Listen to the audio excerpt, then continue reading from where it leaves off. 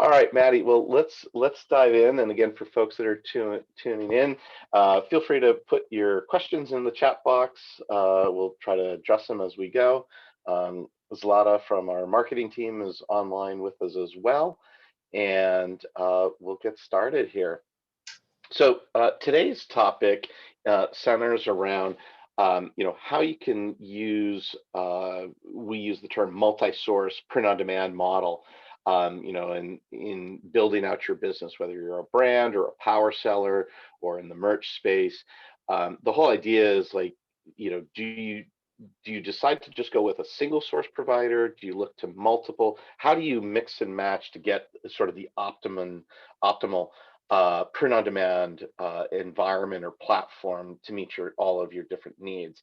And so today, as always, I'm super excited to be joined by Maddy Alcala, who is our head of sales, our VP of business development, and always has a plethora of knowledge about the space to share.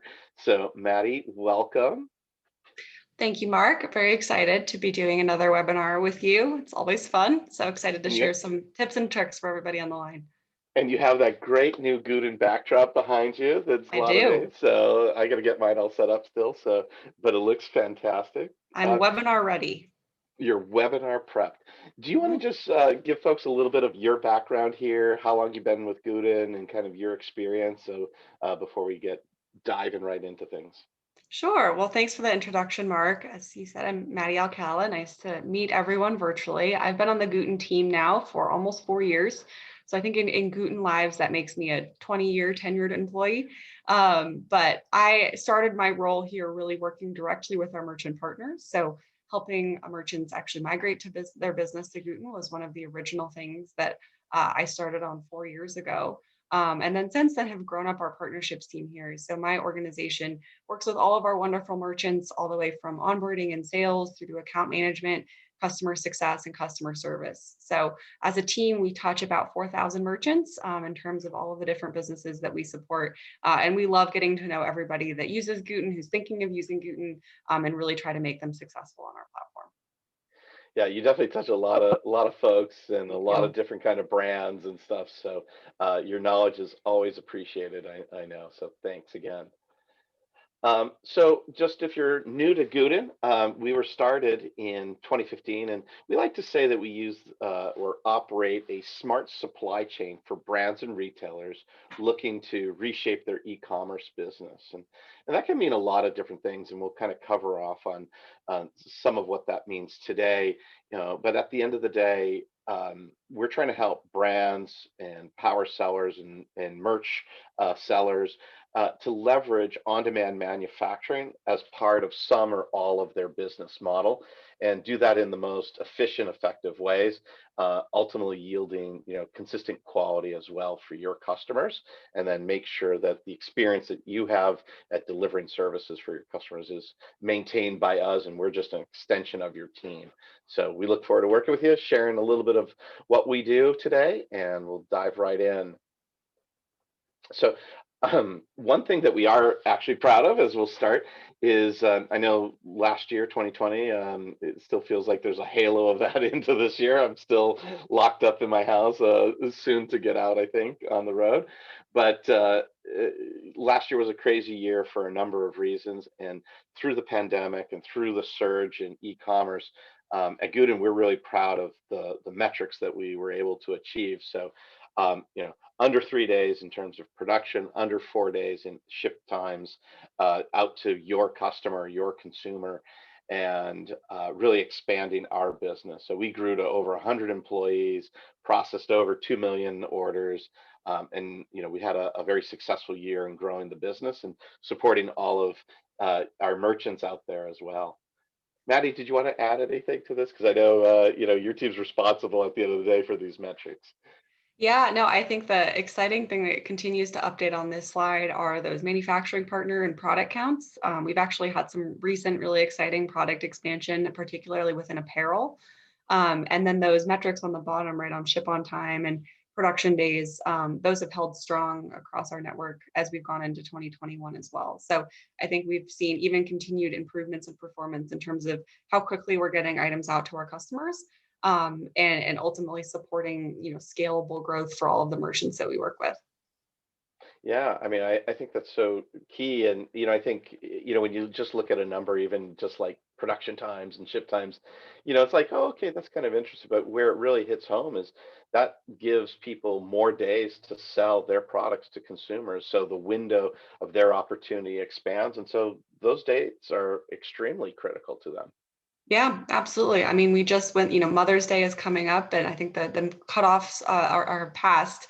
But we were able to extend the selling window for merchants this year even further than we had in the past, just because our production has been performing so strongly. And, that translates to, as you said, Mark, a material impact to their bottom line in terms of how much sales they can expect to bring in. That's great.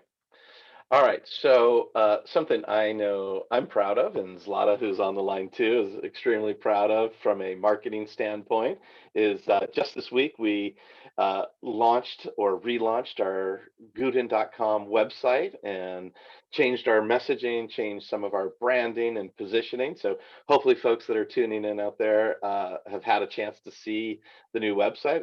We'd love feedback. We prefer good feedback, but if you do have negative feedback or areas of opportunity for my team to improve on, please let us know. And we'll try to help you out and address those things.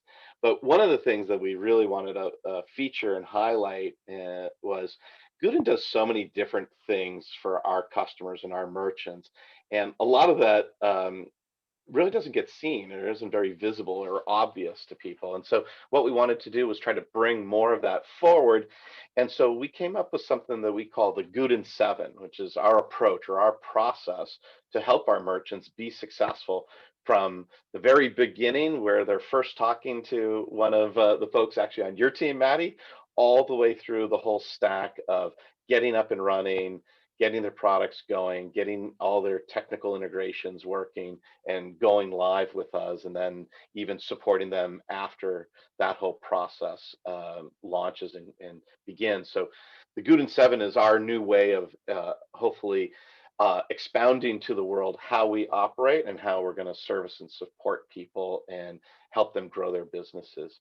Maddie, do you want to? I know you were very instrumental in helping us think through this. So, do you want to comment on this and kind of what does the Gooten 7 mean to you and your team?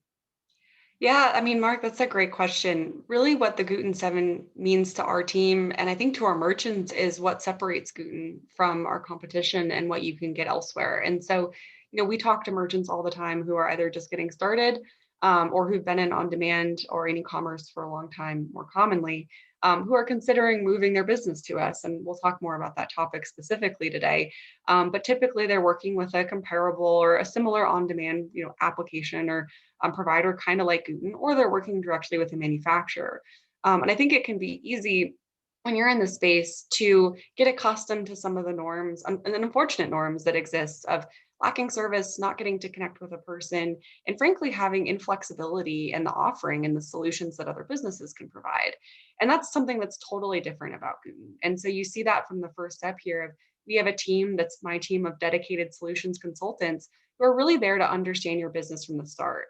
And I think that that sets the tone for the relationship that we want to have with our merchants, to actually dive deep into their goals, their pain points, where they want to go, and then tailor our approach. So I like to tell merchants who are just getting started with Gooten and who are feeling this process in action working well for them is we don't have a one size fits no one approach. We're not going to force you into just here's our application, good luck. Here's our product catalog, good luck, right? We really do go out of our way to help businesses add products that they need to add, go into new geographies, develop interesting and unique ways to integrate with us, and ultimately support them as they get to their growth goals. So in short, Mark, I think really the Gooten 7 to me is the ethos of our company and how we believe in partnerships and everything the entire team does to support our merchants and make them successful. Well, that's terrific, and yeah, I hope folks start to understand it and value it, and so because I know we give being on the internal side of it, right? I see all the value that we're providing, so hopefully now that they folks can understand that value and recognize it and feel it, right? So. Exactly. We definitely want feedback on this too. So if you have any thoughts or comments, please send them our way. And also for folks that are tuning in live, if you do have any questions, feel free to drop them into the chat window and Maddie and I'll get those addressed for you. So on to the specific topic of the day, Maddie. What are we covering today? Yeah, so Mark, we're going to talk a little bit about different stages of growth that we see merchants go through, and then how those stages of growth relate to decisions about when to add a new supplier or potentially even change to a different supplier for your fulfillment. And then ultimately, if you are going to decide to make a change, what I've seen go really, really well, and also what I've seen go poorly, so you can try to prevent some of those mistakes or missteps from happening. And then, of course, how Gooten can help and making navigating a transition or an expansion less stressful than it typically is for a merchant that we work with. Yeah, and it's okay to have multiple providers, right? Some It providers is. maybe do Most something people better do. than yeah.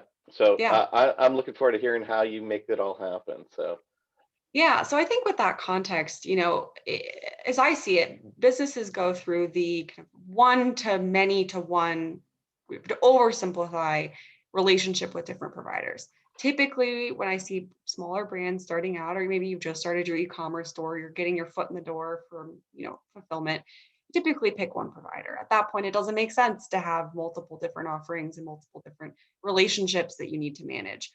But then as you start to grow, that's when I see businesses exploring, right? Well, you say, there's the grass is greener syndrome of, well, what else is out there? Maybe I'm missing out. But there's also, I think, a very real desire and need to expand capabilities and go into new markets. And that's when we commonly see people start to have multiple relationships, if it's with multiple different on-demand companies or multiple different manufacturers.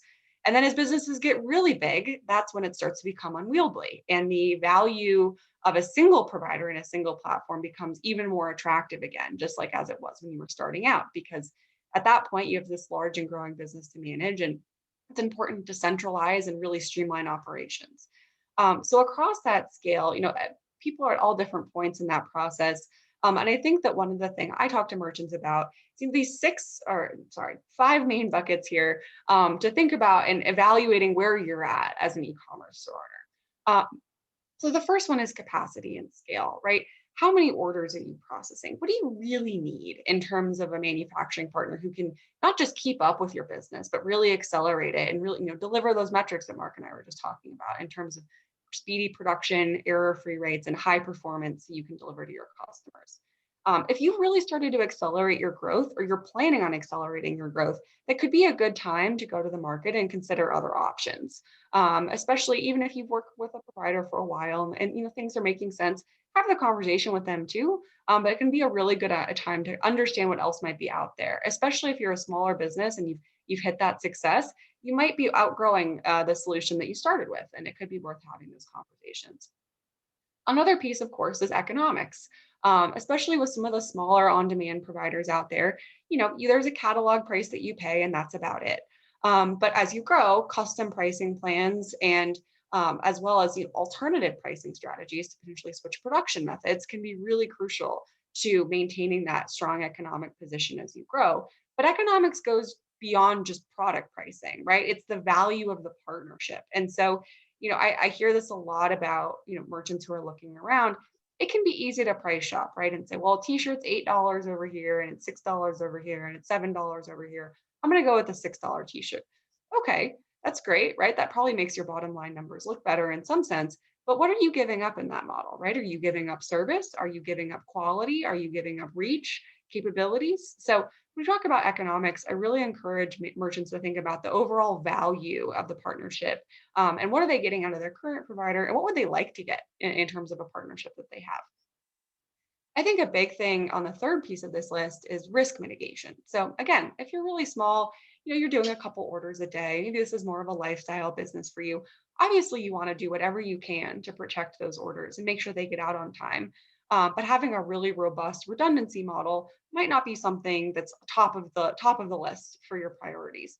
But as you start to grow, being concentrated with a single provider can present quite a bit of risk to your business. And we saw this manifest itself in 2020, which obviously was a major event in the global supply chain and hopefully does not happen again anytime soon.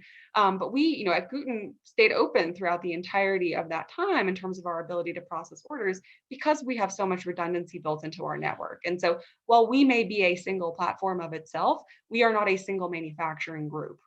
We have a broad selection of manufacturers across the world that we partner with that really helps us mitigate risk on behalf of our merchants. And that's not the case for a lot of other providers that are out there. And so if you've experienced disruptions to your supply chain or slowdowns, or frankly, just an inability to get what you need in terms of orders continuing to flow through, this is definitely something I encourage people to think more about, especially as you're going through business planning exercises as you grow. The fourth is, of course, service and partnership. We hear about this all the time. I like to think it's because we're fairly good at it, but there's always more work to do. Um, I think something as well as when you're it's across this entire spectrum, right? When you're really small and you're starting out, you're new to the space. You need somebody to hold your hand, and there's companies that are really great at doing that.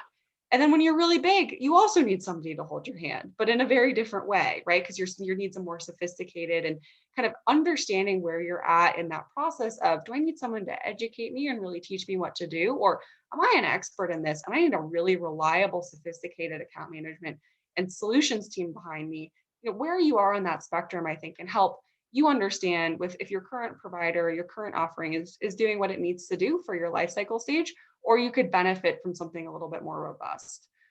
We hear about this quite a bit that people who start working with Gooten, they say, well, this is wonderful. I'm not just typing answers into a chat bot. I actually have a real person who understands me and is providing recommendations. And really, we really try to help these brands grow. And that's something that's really relevant, I think, for brands who are scaling up and have gone through that growth stage where they're looking to get to the next level. The last one, of Hey, course, Maddie. yeah. Hey, Maddie. We only use the chatbot for webinars. Oh yeah, there we go. Right. Never anything about business growth. And the chatbot kind of sounds like Mark and Zlata too. See, still a person behind it. It's not actually just a bot. The last one on this list, and I think this is the most common out of all of these, at least from what I hear, is I want to add a new product or I want to sell in a new geography and I need to add a new provider to do so. This is very common, and it's very common for the reason that people get started with Gooten is we have a broad catalog and someone says, well, I'm selling t-shirts today and I really want to sell crib sheets, and they find us and they start selling crib sheets with us. And that's a wonderful way to explore new offerings.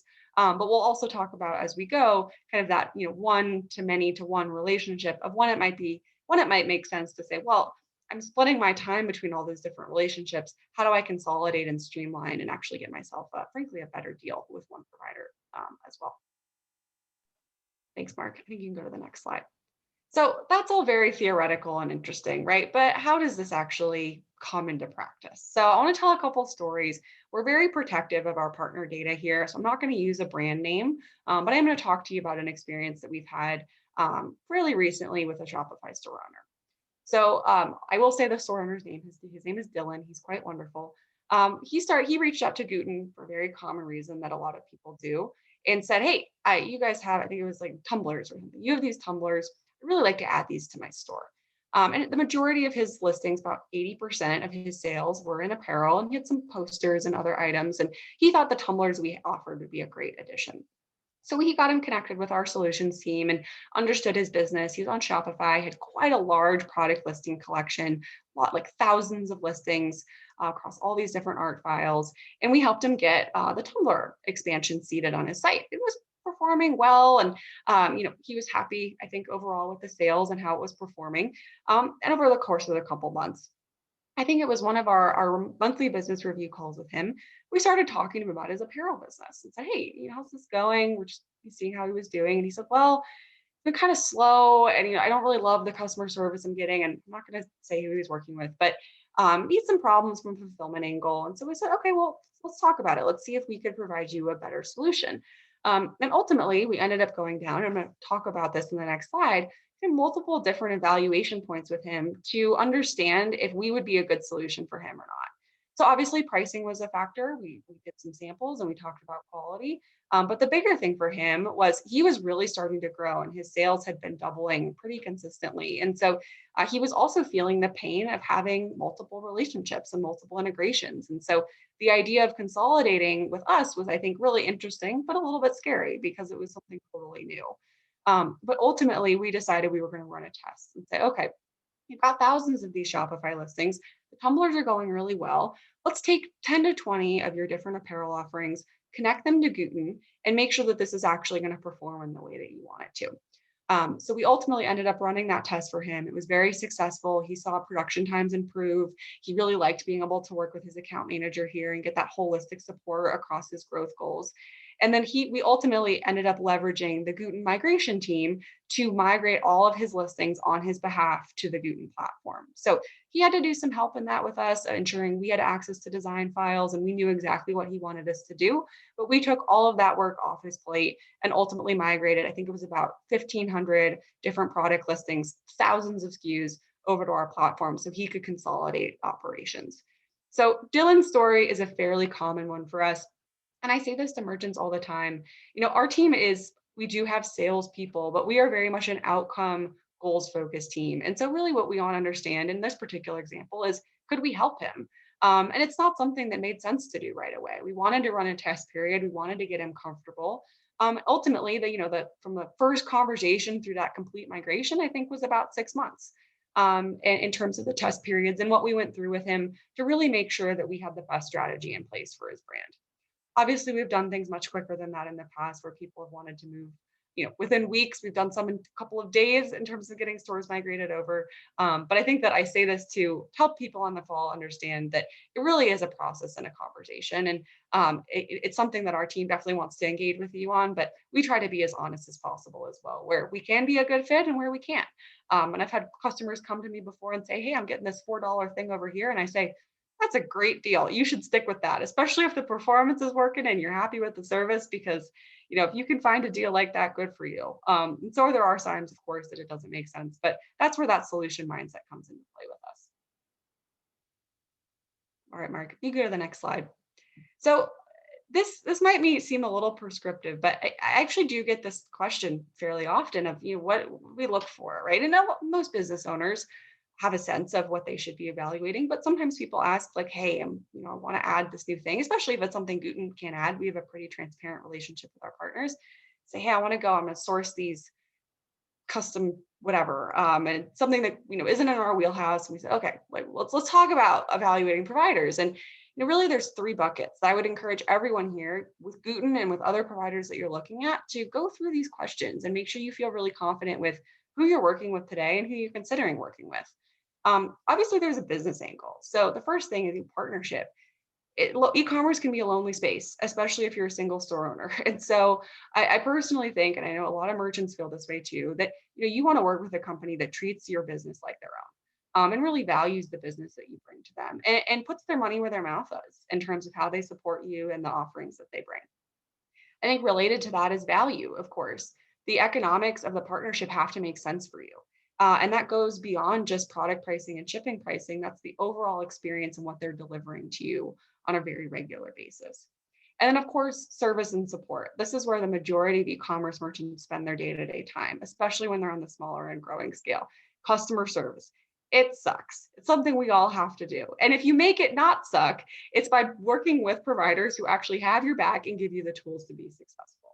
And of course, respond to you quickly and efficiently when something does come up. So the business piece is important. The second piece is operational. This is where I see often people get very narrow and they just focus on samples. It's bigger than samples, right? The first is a business model question.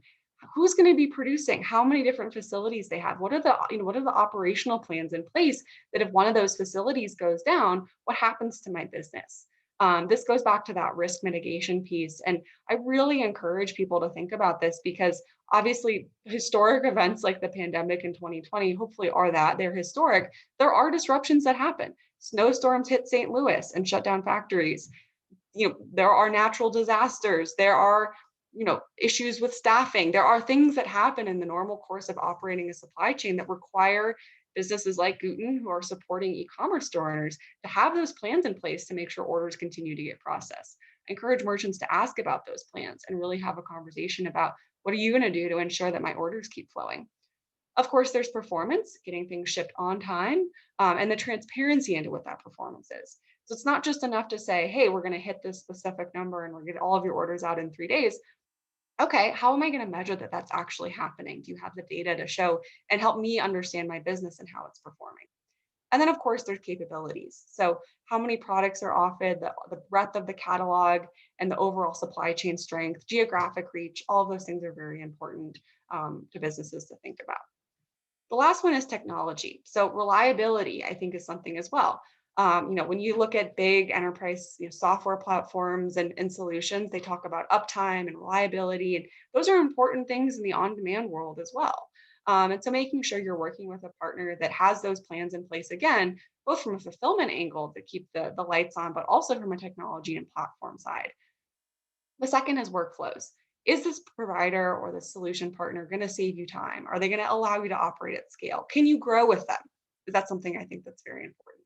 Does their technology facilitate that? And the third is, are they flexible? Can they adapt? Are they always looking to improve their systems? Do you have the ability to potentially influence a roadmap or get a request in that someone will actually listen to and take into consideration? To go back to my point on one size fits no one, there are companies that operate like that. And it's a great way to scale a business to say, here's our thing. And if you want our thing, great. And if you don't, too bad. And that definitely works. But I am a believer that in the on demand world in particular, there's enough that we can't control in terms of things that can go wrong. And we're already dealing with a lot of variables. And so it's really important to have a partner on your side from a fulfillment and technology standpoint that's going to try to adapt to the ever changing environment. There's a lot there. A lot there. Yeah. A lot there. And just a couple, kind of follow-ups real quick. I mean, I love that you're using the word supply chain because I think a lot of merchants, as they're growing, aren't necessarily thinking that way, right? It's just, Mhm. oh, I'm buying stuff from, whoever I'm buying from, but it's, we are part of their supply chain and the supply chain to their business. And yeah, if there's an issue or a challenge to that, their customers are going to be complaining to them. They're going to be leaving bad reviews, and that truly has a big impact to their business. And so, I think having that reliability in truly a supply chain behind the scenes is so critical, right?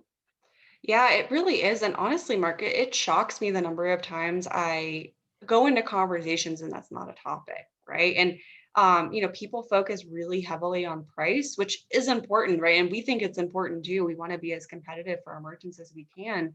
Um, but pricing doesn't matter if you're not going to get order shipped, right? And especially, when you think about that overall value piece, right? You and I were talking about this week of the cost to acquire customers, and what that looks like for different business types and how important it is to have a strong brand image and return customers and positive reviews and everything that helps you grow. And it always hurts when I see someone index too much on one of these items, right? Especially, not digging deep enough into that supply chain piece of, focusing on the surface level of, well, I got a good sample and it's really cheap.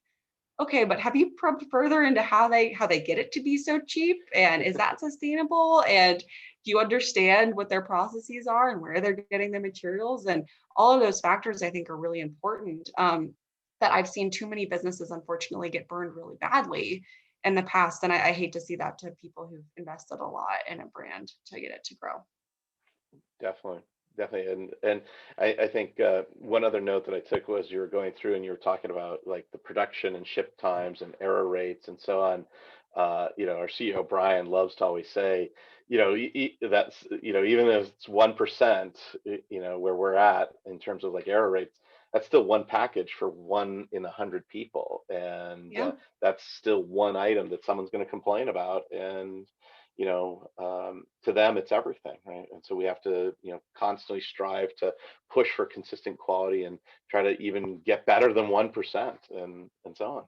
Absolutely. I mean, the goal is zero errors, let's be honest, right? But in reality, is that possible with on demand? Probably not. Maybe someday we'll get there, and that the processes will have machinery have worked their way out to be absolutely perfect. But I think with any manufacturing strategy, there's always some sort of error rate or deviation. But yeah, it's exactly that, right? Even if it's 1% of 100 orders, it's 1 in 100 orders, it's 100% of the person who got the wrong thing. And so it's is the company you're working with working to mitigate those up front.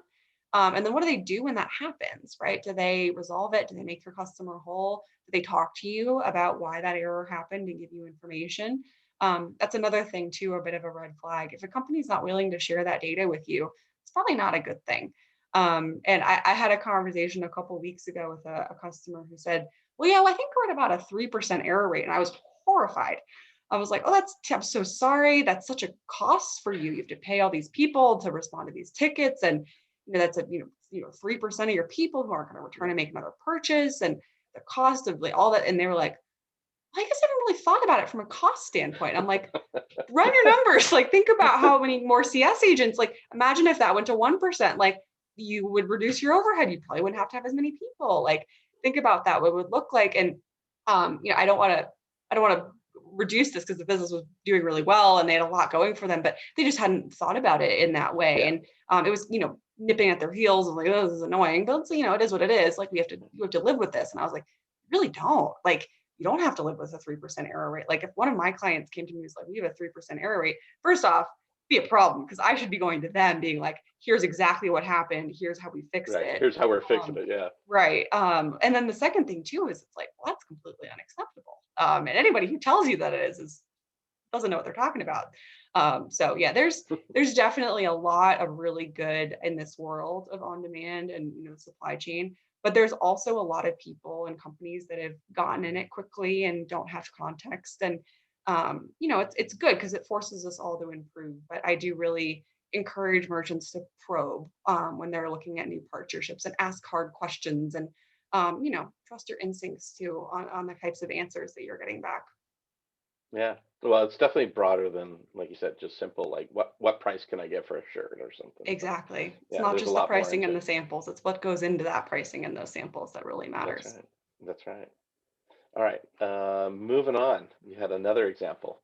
I do. I'm going to do one more quick example because this one I think is also just as common, and we'll talk a little bit about gluten and wrap ourselves up here.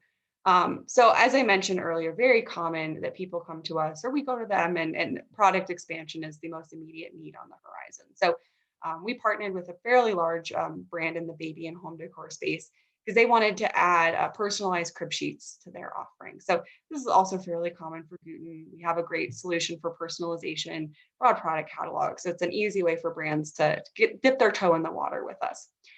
This particular company was fairly large. They actually were inventorying almost all of their items, shipping it out of their own office, which is a mess for them. And we ultimately started very small, a couple hundred orders a month. That was a fraction of their business. And ran that for a couple months with them. But ultimately, we got into deeper conversations with their founder and what they wanted to do over the long term, and discovered that the inventory was a big pain point for them. They were having troubles managing cash flows, and they had a really wide selection of designs that they wanted to support, and having to pre-order and the lead times, and it was all compounding to just really inhibit their growth and how they wanted to go out to their market. So we actually started talking with them about moving to a full on-demand strategy, which is something they had never considered because they had always produced in bulk. Um, they knew on-demand would be great for their personalization business, but they just never considered it for their other parts of their business. And ultimately, we did. We did transition about 65% of their inventory to an on-demand model. So they were still holding inventory and niche items that didn't make sense to do on-demand, but the vast majority of their high-volume selling products moved to an on-demand model with us. And we actually set up a pretty special fulfillment program with them. We batch orders through and produce up in bulk to help give them some cost savings and economies of scale and a little bit more branding in terms of getting those items out to their customers. So it ended up being a great solution for them. And they saw, they were able to grow sales by, double their sales and keep their headcount flat, which would have never been possible for them in the old model, because anytime sales grew, they needed more people to shove blankets into bags, and it just wasn't sustainable. Again, this was a longer process. We have a multi-year partnership with this particular customer, but it was something that we worked with them, pretty intensively to help them both add new products and then also migrate from a different model that wasn't even on demand. So we've done this in the apparel space and home decor and wall art. It's always a bit of a painful transition, right? Because you're really making a big change to the business, but we've seen a lot of success for brands who've really gone through with it and been really smart in thinking about what's the best way to get this produced in terms of how I can scale. And like while I was listening to you, I was just thinking, I mean, this isn't the exception. This is the norm. This is just Yeah. how your team functions with people, right? This is what anyone gets when they come to Gooden. It isn't like, oh, it's such a unique case that we had to only do it for one. It's like our whole pitch is that we do custom tailored solutions for people, and that's just what we do. Yeah, we do some pretty crazy stuff. It's pretty fun. We've got some Makes projects it right now. interesting, certainly. Yeah, it keeps things interesting. We also say no. I was actually working with where we can't, because I'm a firm believer, and I tell this to my team too. I would always rather say no than have it be a bad yes. Where you say yes, but you can't really do it. I was actually talking to somebody yesterday, and she came to us with a project, and I was like, I would love to do this for you. This is super cool, but I can't say yes because I don't think that we would do a good job right now. Maybe in a year we would do a good job for you on this, but that's the other thing too, is we try to be as flexible and accommodating, and really be very solutions oriented. But we also need to be honest. We're not magicians, unfortunately, and there's still stuff that we're not great at yet, like with most businesses. So we try to tell our merchants that early in the process if we've identified, like, sorry, this isn't going to be a good fit. And I've made introductions before to people who can't help, if there's something that we really can't do. Yeah. Well, and I think a lot of that gets teased out right at the beginning, right? When Yes. your Yeah. solutions consultants are talking to the prospect or the brand to figure out what they're trying to achieve and where they're trying to go. And, we sort of handle it there before they're already like converted and in and then get disappointed in us. Yeah, exactly. And since we really are mostly working with, larger brands and scale brands who are scaling up, that's the majority of, who we work with. I think that's really important because, it's a business that's been built out. You don't want to mess with something that's you have no business. If like I've always said, I don't want to see a brand get burned. I have a lot of respect for people who build, businesses from the ground up. And I've seen people, go to something and they say the provider will do this for me and they can't. I don't ever want that to be the case with somebody who's working for us. So we try to be very transparent about not just who's a good fit for Gooten, in terms of like, we work really well with these types of customers, and within those customers, what can we actually do to make you successful? Got it. Um, a little bit on that note, one question that did come up in the chat, and we've seen this in some of our Facebook groups and other Mhm. feedback is Gooden has changed some of the ways we onboard people, right? It's not just, Mhm. hey, you come to Gooden and you sign up and away you go, all on your own. We have made some of those changes, and it has affected some folks. Maddie, can you comment on that and kind of talk about why did we make the change and what can people do about it, and why do we think this ultimately helps people in the long run? Yeah, definitely. I've gotten some questions about this. So I think a couple of different things. Would I like us to be everything to everybody? Absolutely. And I know our CEO and you would as well, Mark. But like any business, we have resource constraints and have to make decisions on how we spend our money and time. And I think something that if we look back a year ago, even or multiple years back, we were in a situation where everybody was unhappy. We were, kind of essentially letting everybody who is anybody create a Gooten account. And what that resulted in were a lot of businesses coming to us that really needed a lot of education up front about how to do e-commerce, what print on demand is, how to navigate the platform, things that we just were not set up to do, and still are not set up to do. And so they were unhappy because they wanted a level of support that we couldn't provide, and we were unhappy because they were asking us for things that we didn't have the time and resources to do. And so really what that has meant for us from a strategy standpoint is that we are now focused on established sellers. And so that still means for us that we work with a lot of small business owners who, like I said, are, processing a couple orders a day, or, growing their brand. It's not just massive enterprises, but we really aren't in a position right now to help people learn e-commerce from the start or learn on demand from the start.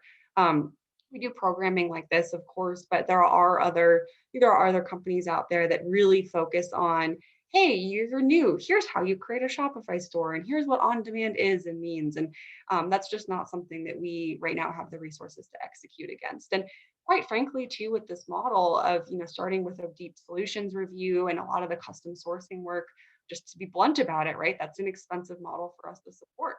We've really talented people that we've hired to support our merchants.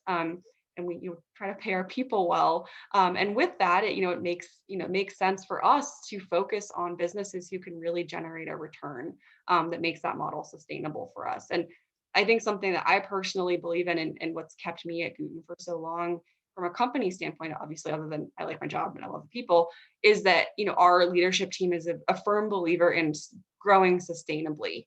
And so, making hard decisions sometimes when we have to, but also saying, look, we're a business, we want to make money, just like our business partners want to make money. And so we have to prioritize our resources in a smart way, so we're not overextending ourselves, because we ultimately think that when you do that, you lose everybody in that model. It's not good for everyone. So I know it's disappointing sometimes, but that being said, we still bring in a lot of new merchants, and a lot of smaller merchants. And we actually have set up a whole new customer success team that helps onboard those merchants. So, and we've gotten great feedback from that. So the goal is to let everybody into the system that we can actually support, because we don't want to, get people in and then have them had a bad experience down the line. That's not good for any of us. Yeah, maybe just one other question slash comment on that is, we do have this new sort of onboarding, extend or share your interest in working with Gooten type of form or application. If someone does feel like, hey, maybe they put in the wrong information, or they think that their business maybe is a good fit for Gooten, they can still reach out to us. Oh yeah. Just because the automated form maybe said one thing, we do try to encourage people to communicate with us and like just tell us a little bit more about the business, so that maybe there is a way we can best support you to your needs. Absolutely. Right. We get emails daily on that. Because we do ask, what's your order volume? What are your goals? Where do you sell? And there are people who get responses from us that say, hey, it's not a great fit right now, but thanks for your interest. And there are people quite frequently, and I think in the email we send, we encourage people to tell us more. There are people who reach out and say, hey, like, I have order volumes right now, but here's my plan, and this is, I've got this thing. And then we bring those people in and try to help them when it makes sense. But you'll probably see, for anybody who's new that signed up, that I think just about every email we send, or initial engagement, is us prompting you to tell us more, like, hey, what do you need, right? What are your pains? Where are you trying to go? And I love the responses we get. I actually read just about every one of them, because it just filters through my inbox. And people say, well, I need help with this, or I want to add this new product, or I have this problem with this provider, or I heard you guys about this. And it's really helpful for us, because then like we can route people to the right teams and get everybody connected. Because, again, like most businesses, we have different people with different skill sets that make sense to tackle different problems. So it's not intended to be like unnecessary friction, this new process. It's really just intended to help us like identify more proactively what our merchants need, so we can bring the right people and the right solutions into the conversation. Because I'm sure, as everybody on this phone would understand, somebody who's fulfilling 50,000 orders a month versus somebody who's filling 50 orders a month, very different needs off the bat, right? And very different people on our team that it makes sense for them to connect with, from a skill set standpoint. So that's the crux of the new process, and we love it. I've actually gotten really good feedback for some new merchants, because they're like, I feel like this is much more tailored to me, and you guys have more information about me, where I want to go. And so I think overall positive, but with any change, it's hard. There's things we get wrong, and so we've tried to correct them. We got some feedback that we got some stuff wrong, so we switched some of our emails up and tried again. So let us know if we're doing something wrong. We'll try to fix it. It's a day by day journey that we It is. try to fix these things, and certainly we definitely respond to feedback positively. So Yeah, please keep sending it over. totally.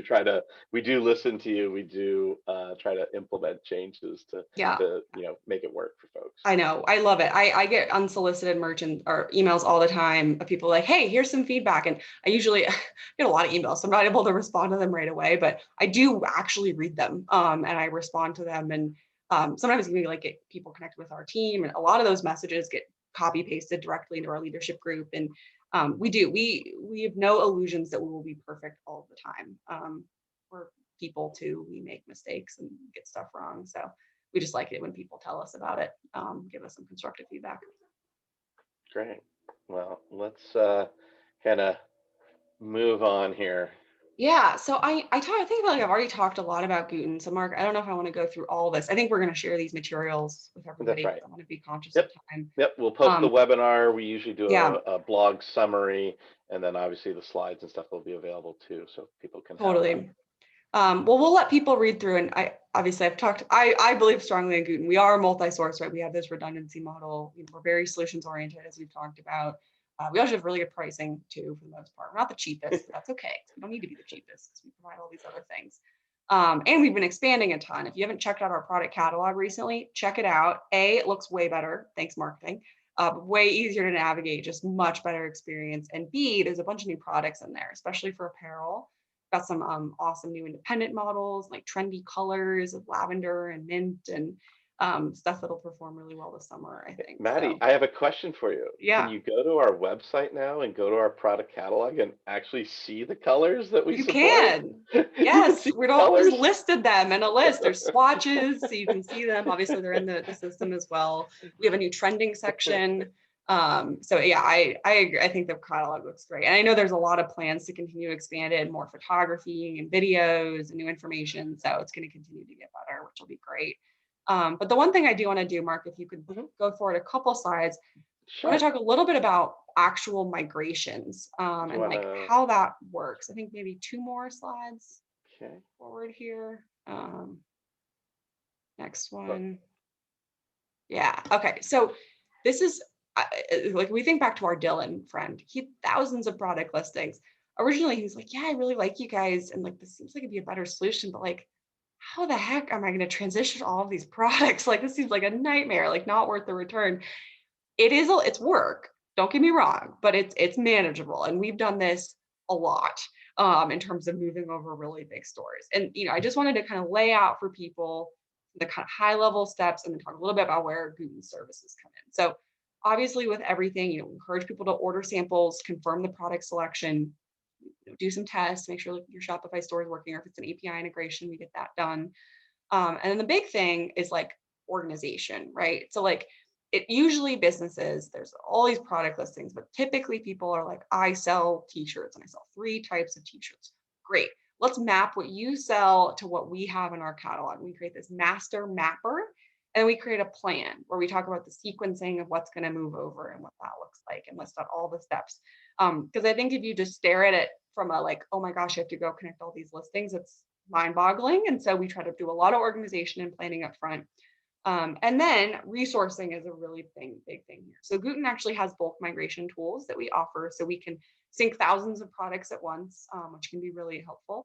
And we also typically encourage, either we do this or we encourage our merchants to do this, to hire some outsourced help if you need it, because it makes things go so much faster. I have several Upworkers that I call on regularly to help us with projects, and they're wonderful. And quite honestly, it's typically not that expensive. And so especially when you're thinking about an ROI standpoint, a little bit of initial investment, especially if it saves you time, can be great.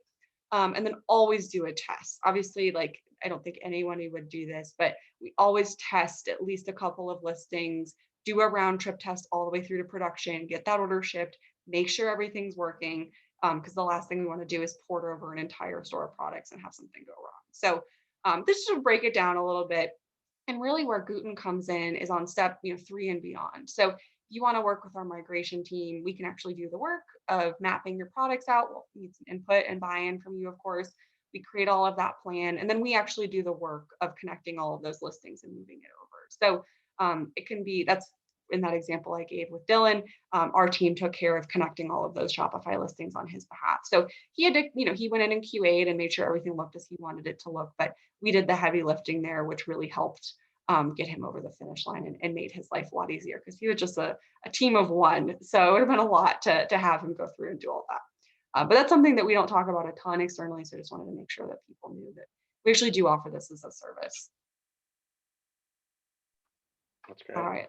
Last step, maybe we just talk about kind of learning more. You If you want to get in hold of us, you can obviously go to our beautiful new website. There's like contact us buttons all over the place. Like use those. It goes right to my team. We also have an email, sales@gooten.com. Feel free to shoot us a note. Typically respond within a couple of hours to that.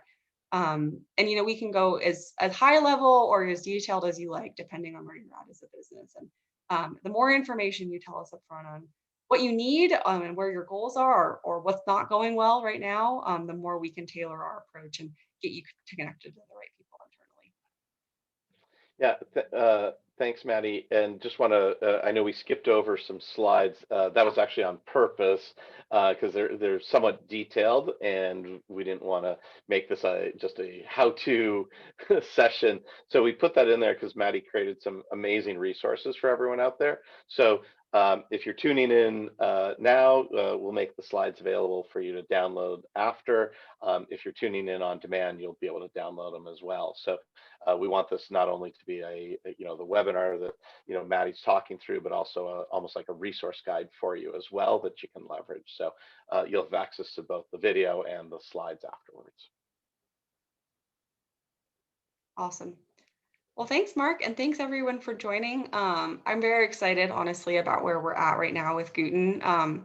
There's a lot more investment planned, a lot of really exciting stuff planned in product ads and the platform expansion and new features. And obviously just launched our big commerce integration. So hopefully some of you felt some of those changes and a lot more to come. I think all very positive to even better support our merchants. Yeah, Maddie, obviously, thank you so much for joining us today. I know your time is precious and you're busy dealing with our customers and partners. So thanks for all this. And yeah, for folks out there, hopefully you're seeing a lot of progress and forward movement by Gooten across the board and all the different channels that you may be interacting with us on. And just keep sending us feedback. We actually do read it and listen, and we try to figure out internally best how we can execute on the different things and prioritize things. So your feedback does help. Maddie, looks like there's one parting question for you. Will we ever be creating rash guards? Good question. Maybe is my answer right now. It's not right now on our product roadmap. We typically review new product ads quarterly. Big focus for us this quarter is expanding our models that are available for D2G decoration. So that's like we've added a lot of independent models to our catalog. We've added like 50 new colors across a bunch of different apparel offerings. Got some stuff in the works for embroidery. So apparel is a big focus for us right now, but I don't know, honestly, that much about decorating rash guards on demand. I imagine those might be a little bit more complicated, but we'll look into it. It's not something we have on the roadmap right now. But I think the last one here is it's possible to know what the best-selling designs patterns are for specific products. That is a great question. We have data on what products themselves are best-selling. We don't yet have the capability to read the designs. Quite honestly, too, this is also something I think from a kind of company ethics standpoint that we're thinking about, but we are huge believers in protecting the sanctity of creativity in terms of what our merchants bring to the table. And we work with a lot of businesses who are really unique in terms of what they come up with to sell. And so we want to provide data and insights back, but we don't ever want to compromise the kind of integrity of the uniqueness of what our artists and merchants create. So my answer to that one is no, we actually don't have that data. And even more broadly, it's something we're thinking about potentially sharing, but right now, I don't know. Get inspired, go online, take a walk, do some research. Yeah. We will. I think the marketing team, we haven't published our list of top selling products in a while. So I know we did Yeah. it before Do a refresh. the holidays. So probably I took a note just now that probably a good time for a refresh of what's popular and what's selling. Yeah. And we'll Yard see what. flags, stemless wine tumblers. I think people are excited Ooh, for the warm weather. Yeah, yard flags have been doing really, really well. So I guess wow. people are looking forward to like decorating outside. Yes, It's been like yeah, for straight up. the summer Yeah. months are coming Mhm. strong. So Yeah, awesome. yard flags and stemless wine tumblers. So people are doing their little outdoor party packs, I guess. Everyone's ready to get the barbecue going again. Exactly. That's what I keep telling people when they ask me. Nice. All right. Well, thanks again, Maddie, and for everyone that tuned in live. Thank you so much for joining in. And Zlata, thanks for helping out on getting everything ready and helping us build our deck and so on. And then we'll get this out to folks so that you can watch it on demand, share it with colleagues and friends. And as always, thank you very much. We appreciate it. We'll see you again soon. Thanks, everyone. Thanks.